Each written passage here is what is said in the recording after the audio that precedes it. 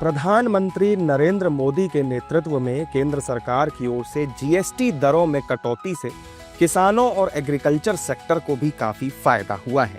Tractor और बहुत से दूसरे कृषि यंत्रों के अलावा कीटनाशकों, सिंचाई के उपकरणों समेत कई चीजों के दाम अब बेहद कम हो गए हैं।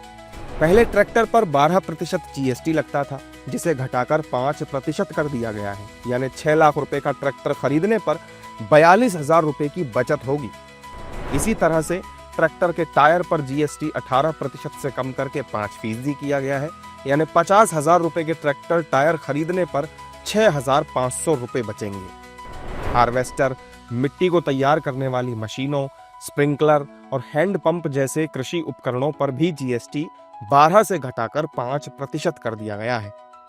उर्वरक और कृषि रसायनों पर भी टैक्स कम किया गया है। अब sulphuric acid, nitric acid, ammonia और माइक्रोन्यूट्रिएंट्स जैसे महत्वपूर्ण इनपुट्स पर 5% जीएसटी लगेगा। इसी तरह जैविक कीटनाशकों पर भी जीएसटी दर को 12% से घटाकर 5% कर दिया गया है।